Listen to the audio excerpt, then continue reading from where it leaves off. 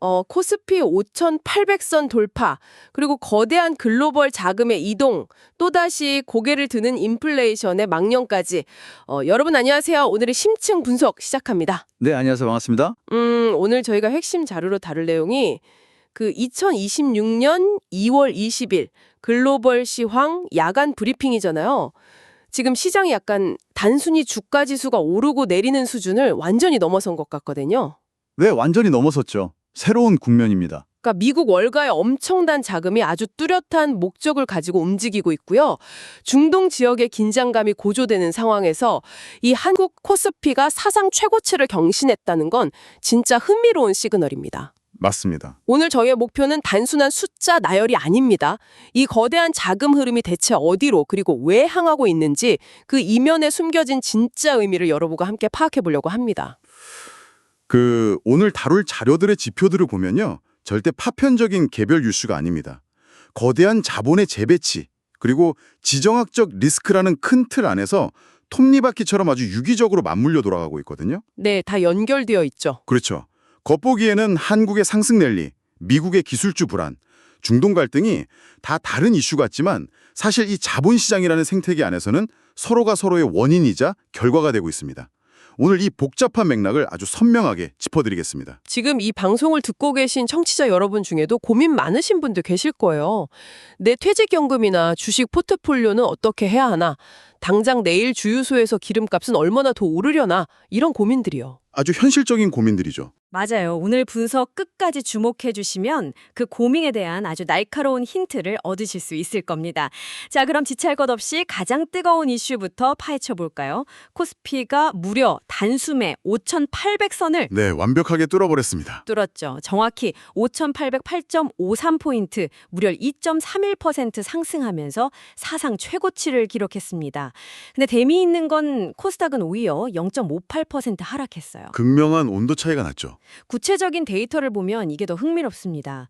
기관 투자자들이 홀로 1조 6천억 원을 막 폭풍 매수를 했거든요. 그리고 그 중심에는 무려 6.15%나 급등한 SK 하이닉스가 있었습니다. 이게 시장을 멱살 잡고 끌어올린 거잖아요. 여기서 우리가 진짜 주목해야 할 흥미로운 점은요. 한국 시장 내부의 움직임이 아니라 바다 건너 미국 증시와의 디커플링 현상입니다. 아, 디커플링이요? 네, 같은 날 미국 시장 상황은 완전히 달랐습니다. 나스닥이 0.31% 하락 마감했거든요. 지금 월가에는 AI 거품에 대한 공포, 그리고 기술주가 너무 고평가되었다는 논란이 아주 팽배해 있습니다. 사실 오크 우주의 나스닥 상장 폐지 심의 소식이나 블루아울 펀드의 6% 급락 같은 악재들도 있었죠. 맞습니다. 그런 이벤트들이 단순한 개별 기업의 악재를 넘어서서 그동안 시장을 이끌어온 주도주 섹터 전반의 투자 심리를 급격하게 위축시키고 있는 겁니다. 이걸 청취자 여러분이 이해하기 쉽게 비유를 좀 해보자면요. 마치 너무 비싸고 막 사람들로 미어터지는 VIP 클럽이 지금의 미국 기술주 시장인 거예요. 아, VIP 클럽? 네, 거기서 이제 답답함을 느끼고 빠져나와서 이제 막 파티가 시작되려고 하는 숨겨진 핫플레이스.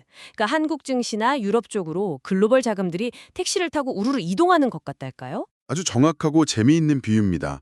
실제로 블랙록 같은 글로벌 대형 운용사들이 코스피를 아주 적극적으로 담고 있다는 뉴스 헤드라인들이 쏟아지고 있죠. 맞아요. 특히 반도체 쪽이요. 그렇죠. HBM 수요 회복 전망과 한국의 밸류업 정책 기대감이 맞물리면서 기관의 1조 6천억 원 매수세라는 거대한 결과를 만들어낸 겁니다. 고평가된 미국에서 저평가된 한국으로 전략적인 자금 이동이 일어난 거죠. 자, 여기서 이야기의 흐름이 정말 더 흥미로워지는데요.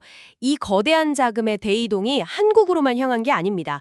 유럽 시장 쪽 데이터를 보면 유럽도 랠리를 펼쳤죠. 네, 독일의 닥스, 영국의 푸찌백, 유로스톡스 50 같은 유럽 주요 지수들이 일제히 0.5에서 0.6%대 상승을 기록했습니다. 근데 이 상승 동력이 참 아이러니해요. 어떤 점이 아이러니하셨나요? 방산주의 강세와 우크라이나 평화협상 기대감이 동시에 유럽 증시를 밀어 올리고 있다는 점이죠. 평화와 방산, 완전 상극 아닌가요? 언뜻 보면 무슨 같지만 이 현상을 더 큰 그림과 연결해 본다면 아주 논리적입니다. 우크라이나 평화협상 기대감은 유럽의 에너지 비용 부담을 낮춰주는 거대한 경제적 호재고요. 네. 동시에 방산주가 강세인 이유는 미국의 방위비 분담 압박 때문에 유럽 국가들이 구조적으로 군비를 증강할 수밖에 없는 현실이 이미 시작되었기 때문입니다. 전쟁의 종료 여부와 무관하게 국방 예산은 늘어난다는 게 시장의 냉정한 계산이죠. 아, 정말 치밀하네요. 그럼 다시 아시아 시장으로 와보죠. 한국 증시는 글로벌 자금의 피난처가 돼서 날아올랐는데 같은 아시아인 일본 니케이 2호 지수는 오히려 1.1%나 하락했습니다. 이 온도차는 어떻게 봐야 합니까? 그 지점이 아시아 전역의 혼재된 불안 신호를 보여주는 겁니다. 일본 증시 하락은 엔화 약세라는 호재에도 불구하고 AI 거품론이 일본의 반도체 장비주들의 직격탄에 날린 결과거든요. 반면 한국은 대체 불가능한 메모리 반도체 실적이 방어막이 되어준 거고요. 국가 단위가 아니라 철저하게 산업의 디테일을 따지는 거네요. 그래서 이게 다 청취자 여러분께 무슨 의미일까요? 여기서 우리는 PICC, 즉 채권과 원자재 시장이 보내는 경고음에 귀를 기울여야 합니다. 맞습니다. 주식 시장의 랠리 뒤에 숨겨진 진짜 경고음이죠. 지표가 심상치 않습니다. 미국 10년물 국채 금리가 OBP 상승해서 4.075%가 됐고요. WTI 원유 가격은 2%나 뛰어서 6개월 내 최고치인 65.98달러를 기록했습니다. 금리와 유가의 동반 상승, 이거 아주 부담스러운 거 아닌가요? 아주 치명적일 수 있습니다. 미 연방준비제도, 즉 연준의 매파적 기조가 다시 확인되면서 채권 금리를 위로 끌어올린 거고요. 고금리가 길어질 수 있다는 공포군요. 네.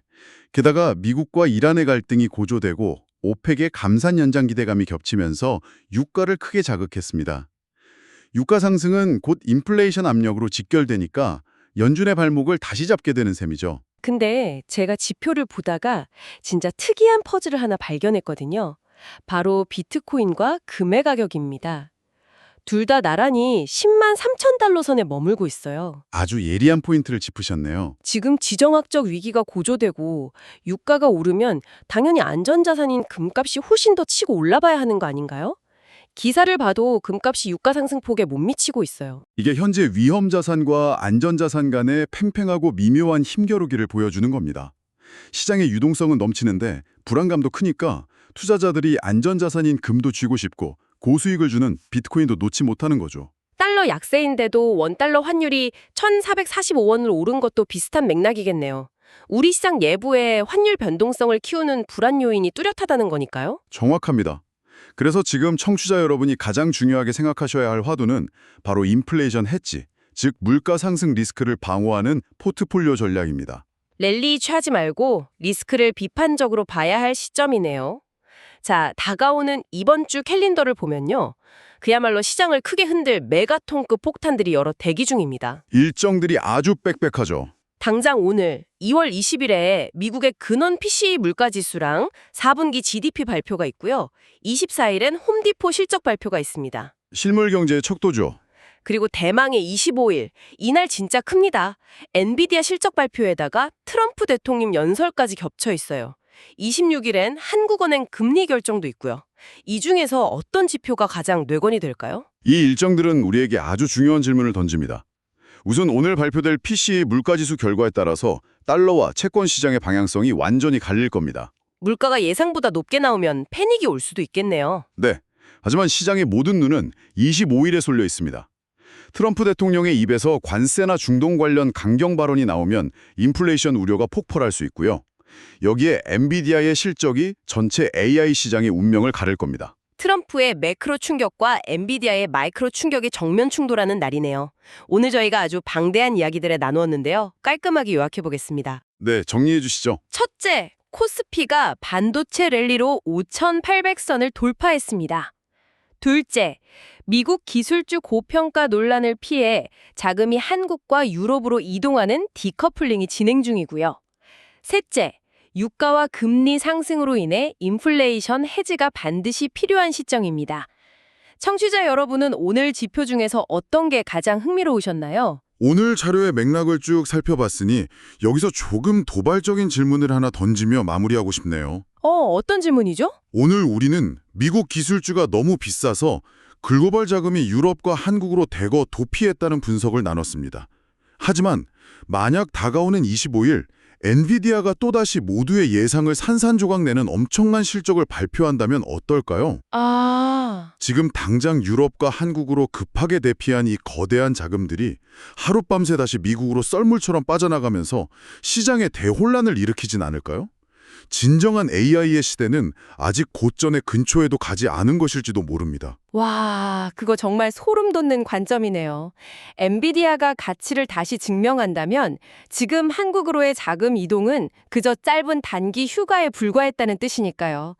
여러분도 오늘 방송 끝난 뒤에 이 도발적인 시나리오 한번 곰곰이 생각해 보시면 좋겠습니다. 자, 오늘의 심층 분석은 여기서 마치겠습니다.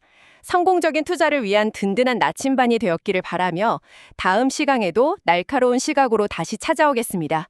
여러분 청취해 주셔서 진심으로 감사합니다. 활기찬 하루 보내세요.